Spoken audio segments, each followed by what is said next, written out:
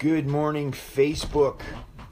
This is Bill Parravano, the Knee Pain Guru, and I am been actually having a backlog of questions that I wanted to start addressing. This was going to be around pain. Got questions on pain, knee pain specifically is what I'll be addressing and talking about today. But there's been some.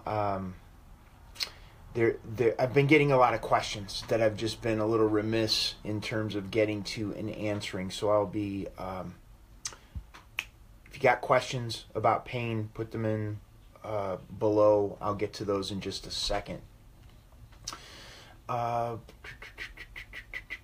Let's see. I have questions here. There are some on scar tissue. There's some on how I work with clients remotely. There is questions around hypermobility. So we're going to get into whatever questions you have about pain, joint pain, movement, exercise, that kind of stuff. So let me get into and this is all off of my Facebook page, The Knee Pain Guru. So I'm going to be grabbing the questions here. Okay. First question here is from Jennifer Simpkins. And she has a question here. I was referred to by Ann Jones. I did some work with her and her son. She speaks very highly of me. Ann is a high school friend. Upon hearing details of your current situation, thought to refer me. Great. Well, thank you, Ann, for referring me. Thank you, Jennifer, for reaching out. One of the ways, I don't work with many people in person. I used to live in Louisville, Kentucky. I had, the setup where a client came to my office. I worked on the client in person. That is no longer the case. I work primarily online. And how that setup works is I've created several hundred videos in a members area of my website, and members show up on a call every 2 weeks. It's called Knee Club, and they show up on the call. They give me their issue, that I have my pain in my knee, pain in the back of the knee, pain going down the shin, pain in my foot, pain in my hip, pain in my lower back. I point them the specific videos in the members area. They work on those for homework, and then they report back in 2 weeks and let me know how it's changed. What that does is that allows them to learn about their own body. And that's kind of the model that I like working with better, instead of working on clients all the time. This allows them to empower themselves with the knowledge and understanding of their own body. There have been some clients that have hired me individually, where I have gone to where they live. One client in Northern California, another one in Vermont, some down in Florida, and that's where I work with them individually, and this is over a period of several days. So if that's something that interests you, then absolutely reach out to me. I'd be happy to discuss that further based on what you have going on. And I'll be straight with you. There's some things that I just can't help. Like if something is broken or torn in your body, then that's something that's the medical model needs to look at and addressed. But what we're talking about is pain. And that is, nothing is broken or torn, and you're dealing with achy joints, pain moving, pain squatting, pain sitting. You can't fall asleep because of pain. So it falls into a different realm that the conventional medical model really doesn't have an understanding of. They address it from they have a box that they need to fit you in, and it's specifically around pain management, essentially. So, okay, Jennifer, if that interests you, I will post this video in the reply, and then you can choose if that would work for you. I have a question here from Bilal. I've been getting questions from people all over the world. Yesterday I got something from someone in Pakistan, which was really interesting. There are some Balkan countries that I get questions from that it's like I didn't even know that country existed. Okay, he sent me a MRI. Knee. Boy, you know that it's both meniscus and posterior cruciate ligament appear normal. Quadriceps tendons appear normal. Lateral collateral complex, no patellar tilt, subluxation. The conclusion: there is osseous avulsion of the tibial attachment of the anterior cruciate ligament with surrounding marrow edema, which means it's swollen. There's a sprain of the medial collateral ligament. Partial osseous avulsion of the tibial attachment of patellar tendon is also identified. There's a small amount of joint effusion, which means the knee's swollen and it hurts. Like I look at knees so simply, and as long as nothing is broken or torn, we can address it. So I would say either set up a time to talk with me or join Knee Club. Like, do one of those things for Bilal as far as addressing what you have going on. Because we're only talking about pain. There's nothing broken. There's nothing torn. So addressing it from that perspective and getting the pressure off of the nerves is going to be the key in terms of getting the knee better. Hey, Christina. Hey, Julie. Hey, Makis. Bo.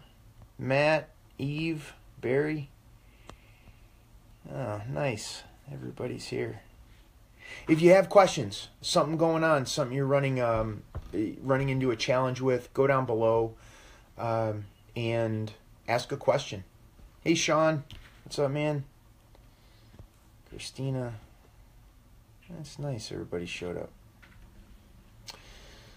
I saw Ron Fleming like the video. Ronald, this is a very different life. Ron and I worked together back in Louisville, Kentucky when I had a computer business when I blew out my knee. So Ron remembers me back when I had two good knees. I still have good knees. It's just different now. Okay, so Bilal, the best thing is if you want to just dip your toe in the water, start with my ebook, The Comfort Zone. That'll get you working with some things and see how it goes. Then you can move into Knee Club.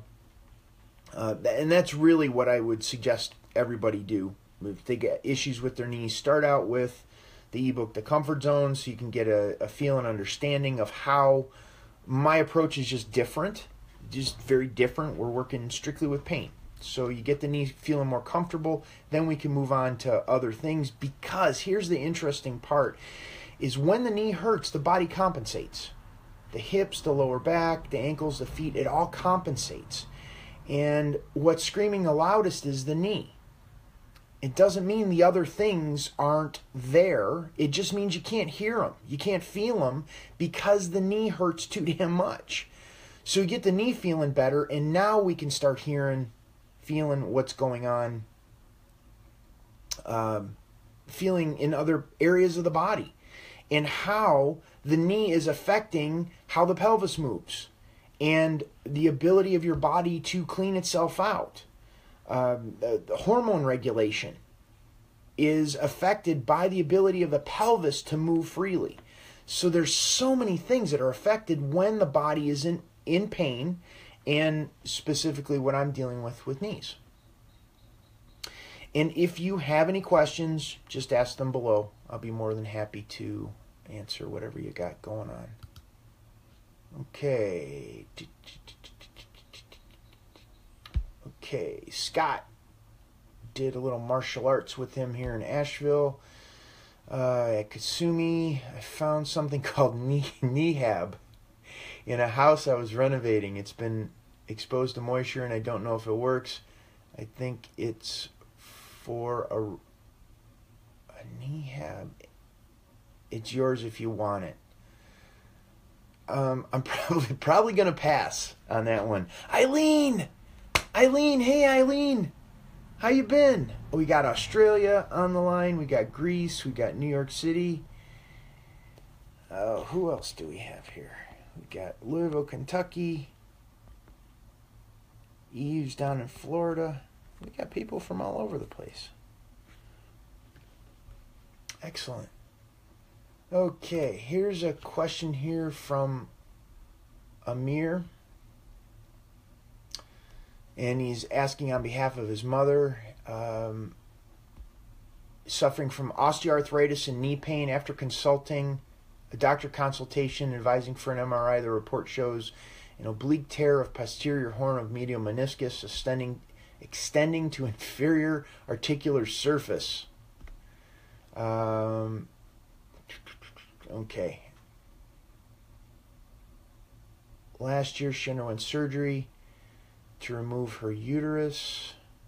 We're in a dilemma. What do we do? Should we go for arthroscopy or physical therapy? I've heard that research shows that patients with osteoarthritis have not much improvement after arthroscopy. Please, I need suggestions. What should I do?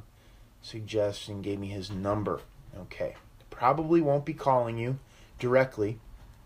However, I will answer. When you have a meniscus tear, think of it like a hangnail. You got a hangnail, and every time you catch that hangnail on something, it's going to hurt.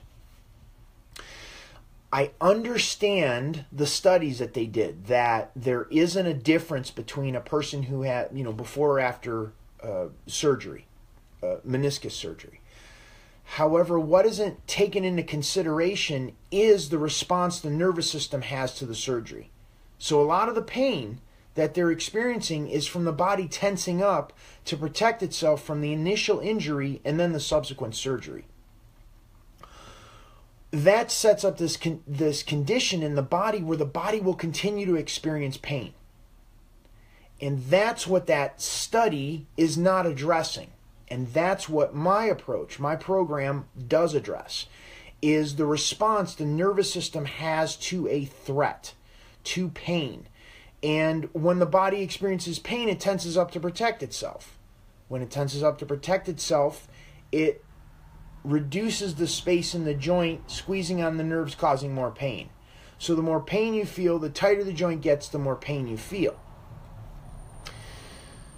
If we remove, through an arthroscopic surgery, going to your doctor, getting that piece of meniscus trimmed, then we remove that irritation so it won't irritate more. Now we need to go over here and address what's going on in the nervous system in terms of what is that pain tension loop that I refer to it as, and get the knee comfortable, get the body comfortable so it feels safe, supported, and listened to. And now the body's going to be able to heal itself faster because the nervous system state will support that healing. Now that's the first step. Then we need to look at making sure your body has the right environment to do so, which looks like water, nutrition, supplementation, making sure that is in place so your body has the resources so it can heal itself now that it's in a comfortable place. And then the third is going to look at mindset. That you're not going to do things that are going to put you back in pain. And that's what happened. I mean, that's what I did. 5-6 years after I blew my knee out and I got the surgery, did the physical therapy, I felt better, and then I went and did some stupid shit that would put me back into pain. And it's not that you can't go and exercise, but we need to do it intelligently. We need to approach it in a way that's not going to make the situation worse in the long term. Short term, you may have to forego a few things. Makis, I know that's what we did with your knee. And now you're training martial arts, like full on. If I remember correctly, you're competing again. So we just got to do it intelligently, systematically. Okay, Makis asks, can I ask you this? I have something that not exactly hurts, but something that is a small pain in the back of the knee, and I've seen it in the back of the fibula bone or close in the soleus muscle from where it starts behind and 5 centimeters below the knee. Okay. Good morning, Matthew.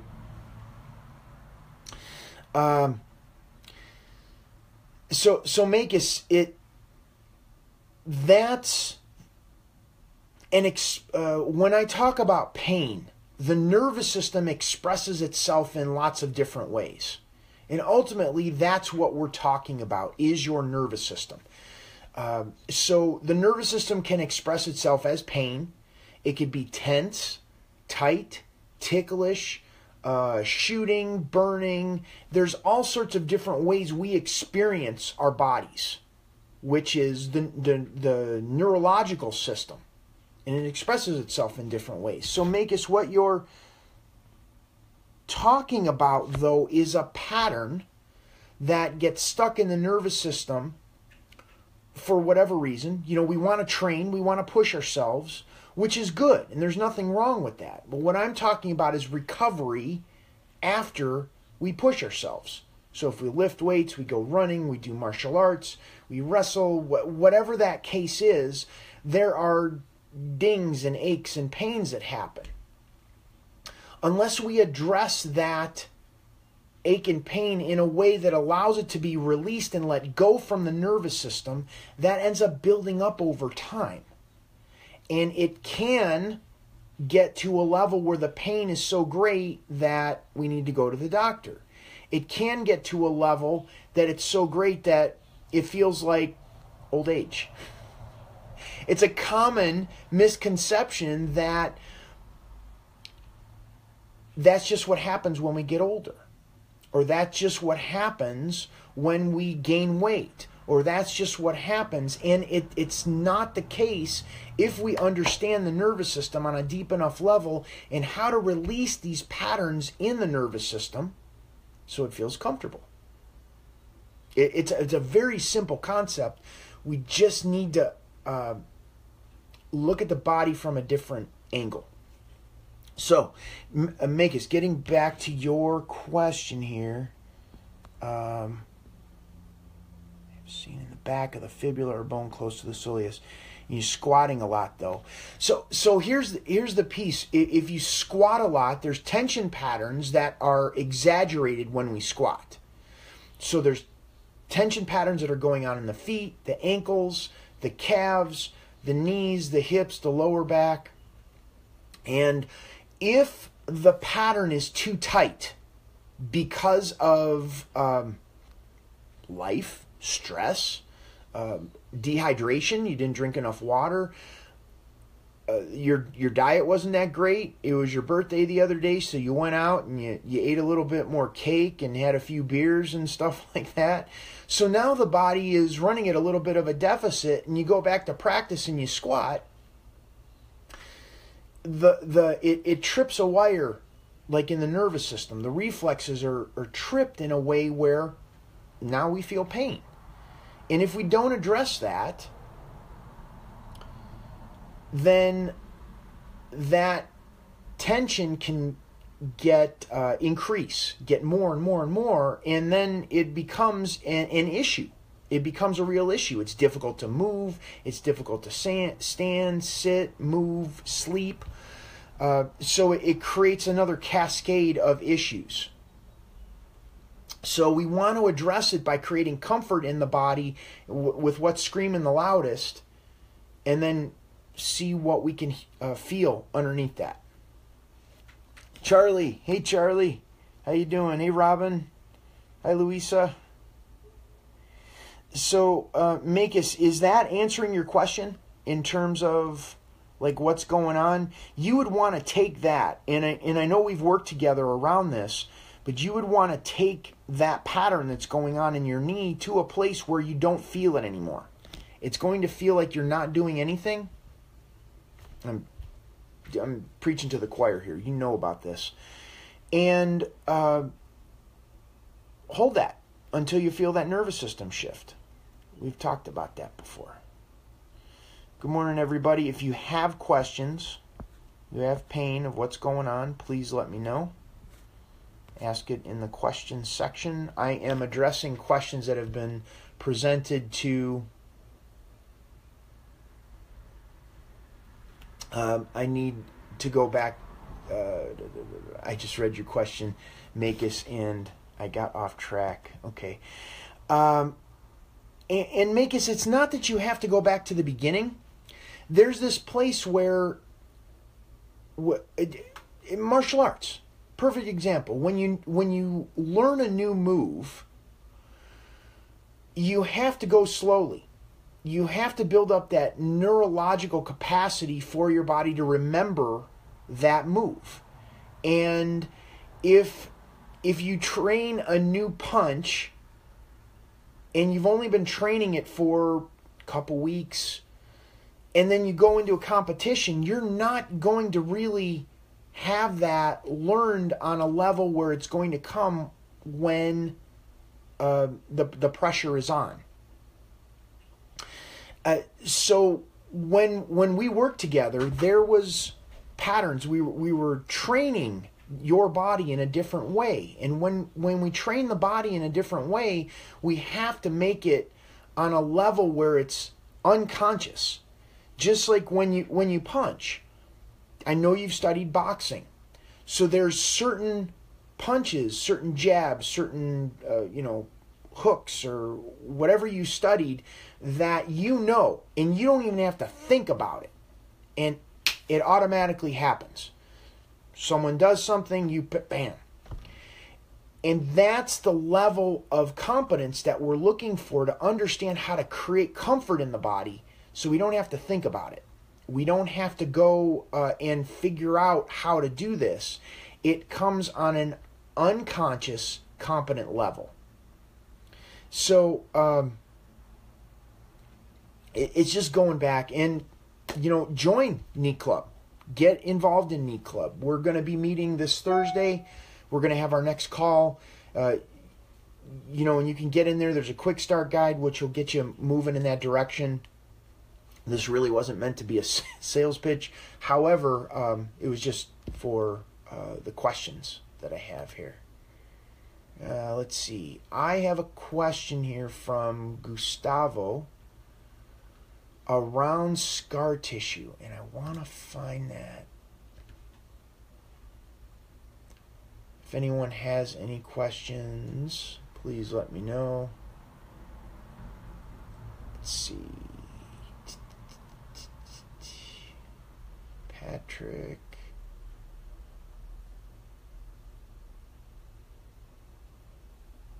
Okay, Mark.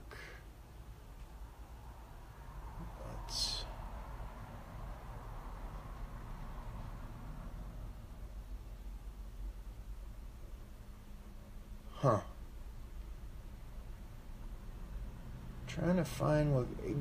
Okay, I'll just talk about scar tissue. So scar tissue is connective tissue or fascia that kind of adheres at the site of an injury.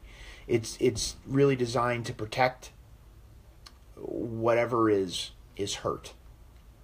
And I remember Gustavo's question was around breaking down scar tissue. And there's two ways of breaking down scar tissue. There's a direct approach and there's an indirect approach. You can go on scar tissue directly with like a knuckle, a hard object that will break down the scar tissue. But consequently, what happens is when you go directly on scar tissue, it can be very painful. And then it makes it difficult to feel good, be out of knee pain when you've created pain on a level in the scar tissue. So the goal is, in a different approach, an indirect approach, is creating comfort in it, which means there are directions that the scar tissue is holding on to, that if we create comfort in the top level in the scar tissue, the scar tissue will begin to unwind and let go on its own. This is something that's not really readily understood, that we can get the body to let go and be comfortable without putting it in pain. And this is the cornerstone of my program, that we create comfort in the area, and this is referring to specifically with scar tissue. We create comfort in that area, and what happens is now the body begins to unwind and let go. So everything your body adjusted to create the scar tissue. So everything in your body needs to begin to adjust so you don't have the scar tissue. And it's important to understand. And this is where comfort is the key. Comfort is the indirect approach that will allow the body to unwind and let go on many different levels. Because the scar tissue or connective tissue or fascia that's in the knee that's created the scar tissue is tied to everything else. It's a webbing that moves, that is throughout your entire structure, that surrounds your muscles, your bones, your tendons, your ligaments, your organs, everything. So if we pull on one side, meaning the scar tissue is over here, then we're going to have tension in other areas around the body. And as we create comfort in this area, everything else begins to adjust and go back to the place it wants to be on its own. So this is a really great point, that the more people come online and understand what the body is capable of and its capacity for healing, you'll begin to see that a lot of the issues that we deal with in the physical body can be addressed on our own, as long as nothing is broken or torn. And then, of course, that's a doctor's realm.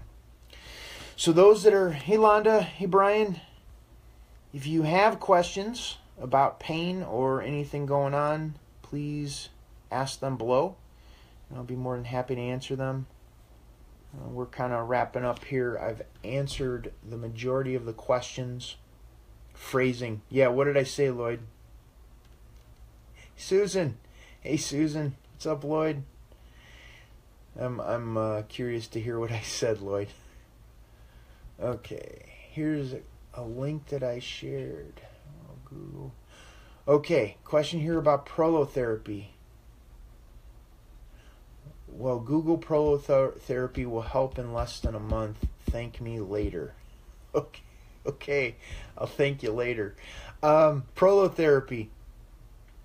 There's an injection at the site of an injury that is designed to create local inflammation in that part of whatever you're dealing with, and then the idea is that the body would throw the healing resources towards that area and heal it.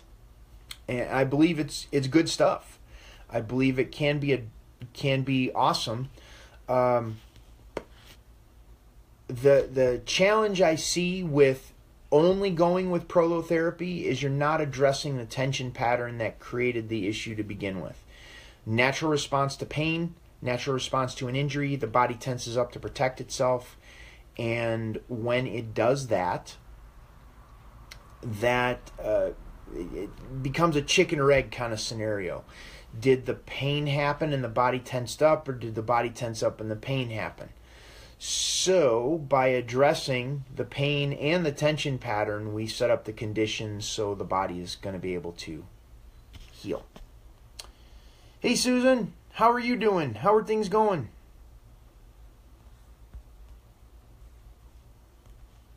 Yeah, Lloyd giving me a hard time. Lloyd, do you have any questions, or are you just trolling me?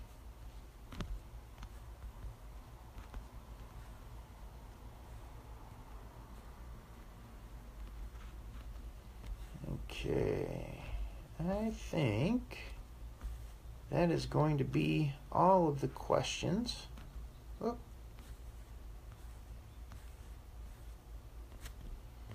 Okay, things are going well. Excellent.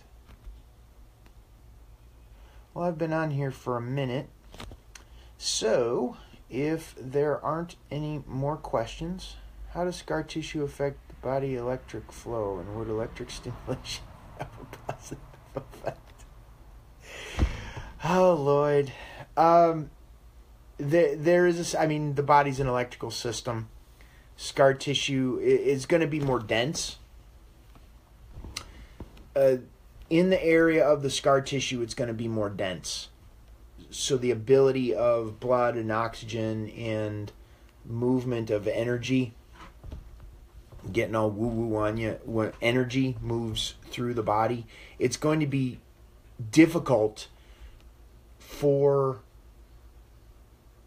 the body to conduct a signal when there is excess tension in a certain spot as a result of scar tissue. So by releasing that pattern, I know we were talking about this the other day in terms of like that, the muscle that I tore between my right shoulder blade and my spine. As you work on a superficial level and you release that pattern, blood flow, oxygen, energy begins to move in that area. And then you get down to a deeper level and a deeper level and a deeper level. And what I've noticed in terms of working with that spot in the back there, that the scar tissue is significantly reducing, and that's been there since I was 16. And I don't know why I haven't thought to do that previously, but, hey, better late than never. But the point of it is, the more I work with this, the more I feel the connections with my legs, my hips, even my other arm, and I've felt my body's ability to do like the gymnastics work, the ring work, has improved. Like strength is coming online, so I believe, I get it, the phrasing. Strength keeps increasing because the nervous system is now more connected, and it's actually like the image that's coming to me right now is the ability for the body to work with scar tissue would be like exercising with a shirt or an outfit that's too small. You don't have the room to move and expand. And as you address the tension pattern in the scar tissue in one part of the body, it moves out to other parts of the body. Does that answer your question, Lloyd? I know that was a little long-winded, but hey. Susan, most days no knee pain. Awesome. You're like one of my poster children. You're like classic bone on bone. Like you're gonna have to have a knee replacement. Awesome. Okay. Well, I'm gonna wrap it up for today. It's been a minute that I've been up here talking. I'm gonna go get some breakfast. Thank everyone for showing up. I appreciate it. It's nice. If you have questions, go over to my Facebook page, The Knee Pain Guru, and ask your questions there. The other thing, we're going to have Knee Club this Thursday. If you want to join, go to my website, thekneepainguru.com. Check it out. I have lots of products and programs. I send out emails every day. I have some sort of teaching in there on insights from questions I've received. So you may want to get on that list as well. Share this with your friends. If you know somebody that's in pain, that's limping around, that would need some help, then absolutely forward this video to them. So thank you all so much. Have a great day.